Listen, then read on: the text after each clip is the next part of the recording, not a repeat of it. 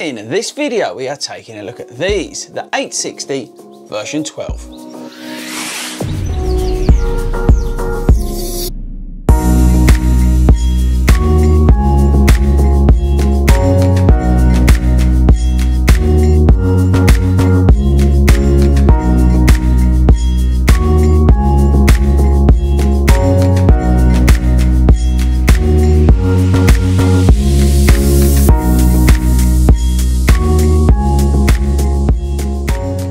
What is up everybody and welcome back to the channel. How are you doing?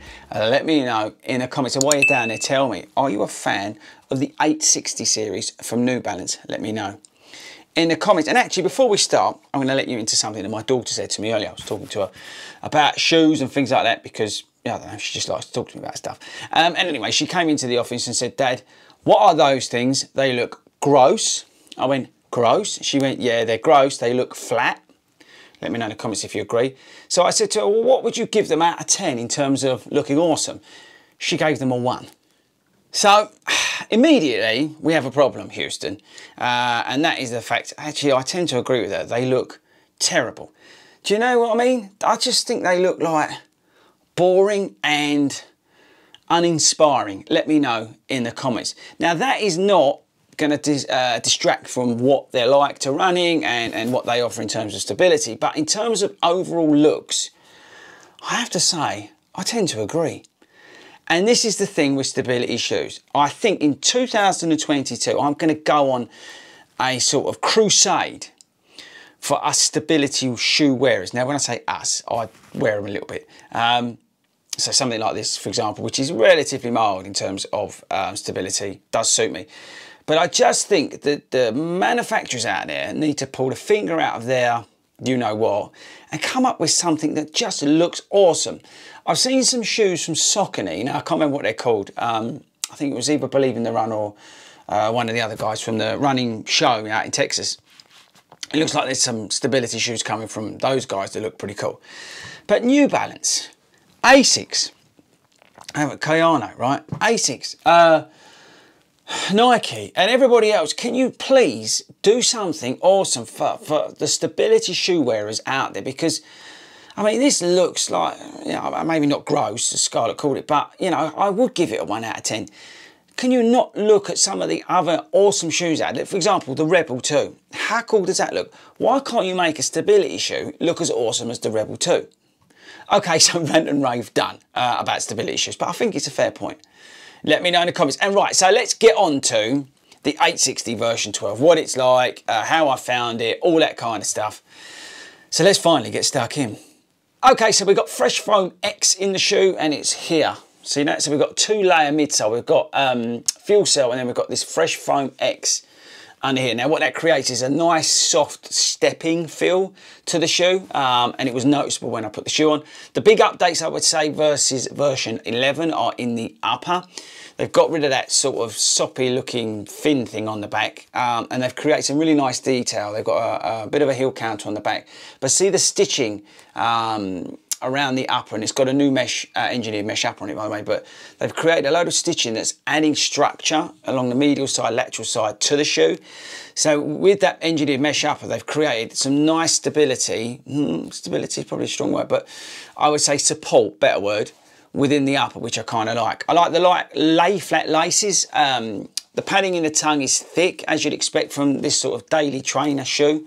There's plenty of padding around the heel, which does make a comfortable place to be for your feet. We've got blown rubber on the outsole, which does exactly what you'd want it to do. There's plenty of it. There's plenty of traction here.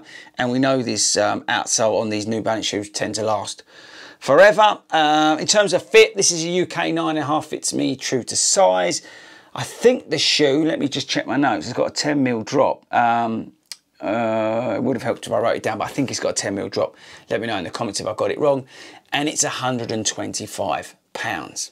So now we're going to weigh it, and it does feel heavy in hand. Yeah, 12 ounces. Why are stability shoes so heavy? Can you let me know in the comments? 12 ounces this is, which I think is way too heavy. In terms of the support, we've got a medial post here, and this is what New Balance say is the tried and tested way of supporting overpronation. They've added the medial post to this shoe, or they've maintained, sorry.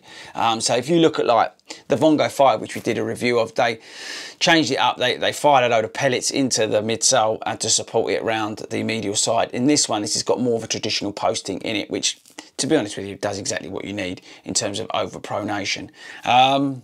I think that's probably about it in terms of stats, features and everything else. So this is their sort of mainstay daily trainer for stability shoe wearers. This thing is built to last. This thing is there to sort of eat miles. I would say, bad example, but you'd have like a Rebel 2/Tempo shoe. You'd have this to eat all your miles up, and then you'd have like a race day shoe.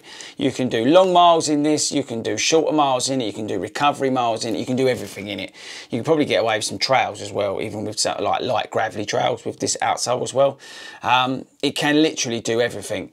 Yes, the weight is disappointing, but to be honest with you, you don't necessarily notice it that much when you're out and about. I like the feel of the shoe. It's a nice, enjoyable ride. It's actually softer than I thought it would be, and I've just enjoyed running in it. It's been relatively easy and straightforward. There's been no bells or whistles to it, but it fits well. It's got a nice wide toe box in it, so it fits great. The upper's breathable. I like the whole structure they've added to the shoe in terms of the upper. The medial posting works for me because I'm wearing this on lazy days where my sort of lazy pronation's coming in on my runs. The traction's been awesome where it's been raining over here in the UK. So it's done everything that I want it to do. The only thing I would say about the weight, and when this got wet, it was really noticeably heavy. That's the only thing that sort of let it down. Where I've been running in it is when it got absolutely soaked. But then I suppose you could say that about most shoes, that when they get wet, but it was really noticeable, the weight at that point. But apart from that, yeah, I haven't really noticed the weight. So yeah, overall, the shoe's been really enjoyable, and it's actually been quite a pleasant surprise because I wasn't expecting to sort of enjoy it as much as I have. And having a softer feeling sort of stability shoe has been kind of nice. At £125, it makes sense. I can't see why you wouldn't spend £125 on it because it's going to give you loads of miles.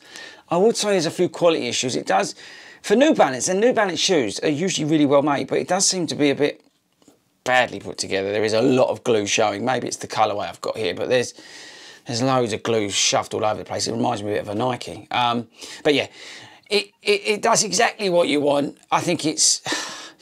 If you're looking for some form of sort of stability shoe, this is not an out-and-out sort of Kayano 28 Maxis stability shoe. This is perfect for those sort of mild stability shoe wearers. It will do everything you want.